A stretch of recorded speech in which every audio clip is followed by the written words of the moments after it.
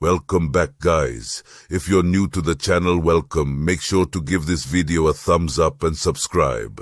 Also give your thoughts in the comment section down below. Thank you, guys. I appreciate y'all. Okay, before I just jump right into this story, I would like to address something. Please be aware every time you leave your house, because you never know what you might have to face or who you might have to face.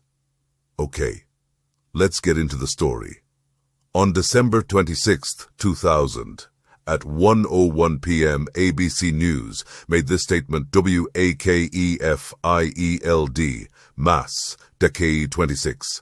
7 people were killed today when a man armed with a shotgun, a semi-automatic assault rifle, and a semi-automatic pistol opened fire at the corporate headquarters of a Massachusetts internet consulting firm. Michael McDermott, 42, an employee of the company Edgewater Technology, Inc., was arrested in the building lobby and charged with 7 counts of murder. Police said police received numerous emergency calls at 11 a.m. when the shooting broke out. Several employees who heard the shots fled the building and took refuge in a store across the street, where they called police.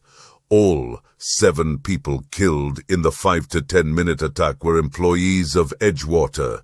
2 were killed in the company's reception area, while the other 5 were gunned down at their workstations, police said. Shell casings and bullets were found all over the office. There was an enormous amount of firepower, Coakley said. She said McDermott did not have a permit for any of the weapons he was carrying and had no prior criminal record. Police found McDermott sitting silently in the reception area, a body nearby. Though his weapons were within reach, he was arrested without gunfire.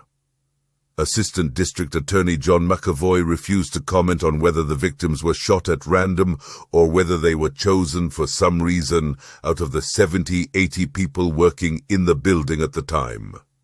No one else was shot. The victims were identified as Jennifer Bragg Capobianco, Janice Haggerty, Louis Javel, Rose Manfredi, Paul Marceau, Cheryl Troy, and Craig Wood. McDermott's wages were to be garnished after the holidays because he was delinquent in tax payments, said Middlesex District Attorney Martha Coakley, who said the IRS had contacted Edgewater. The garnishment could have been a motive for the shootings, Coakley said. McDermott had worked at Edgewater since March, said McAvoy. During an earlier briefing, McAvoy refused to comment on whether a rumor that 25% of the company's staff was going to be laid off triggered the shooting. Company officials said there have not been any layoffs at Edgewater and none are planned anytime soon. The man we are talking about today is Michael McDermott Martinez, who later changed his name to Michael Morgan McDermott, and he is also the man responsible for this situation. He was born September 4, 1958, and grew up in Marshfield. He was the second of 4 children to Richard and Rosemary Martinez, who both worked as school teachers. In 1976, he graduated from Marshfield High, where he was very popular according to some of his former classmates. Not too long after graduating high school, McDermott enlisted in the United States Navy and served for 6 years as an electrician's mate, EME, most of which was spent on the USS Narwhal. He was eventually honorably discharged with the rank of electrician's mate, Petty Officer 2nd Class, E5. From 1982 to 1988, McDermott worked for the Maine Yankee nuclear power plant.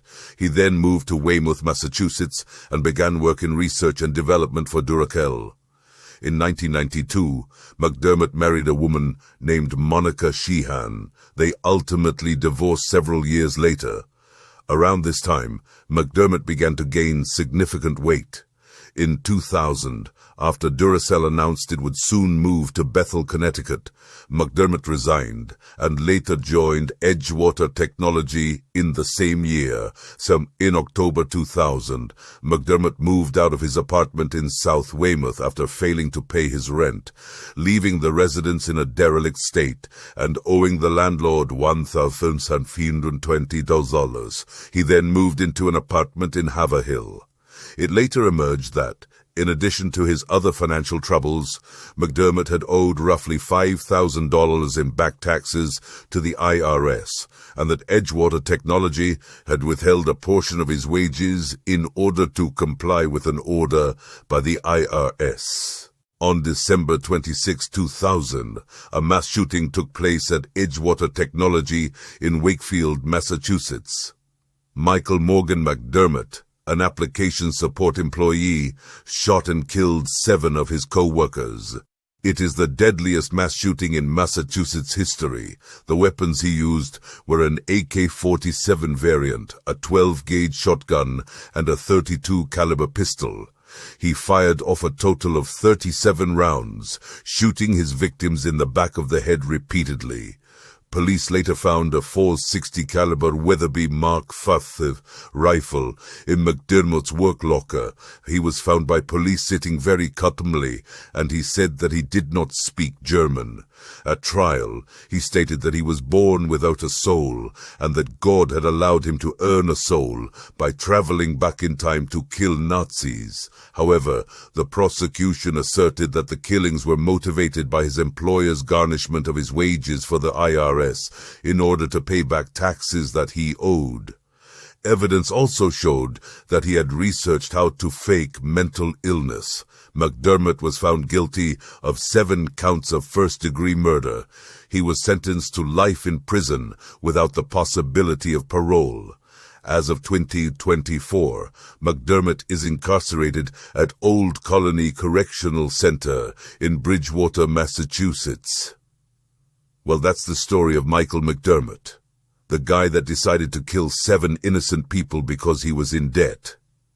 This is tragic, and the sad thing is, things happen like this all the time, and many of us never hear anything about it, but that's where I come in to help.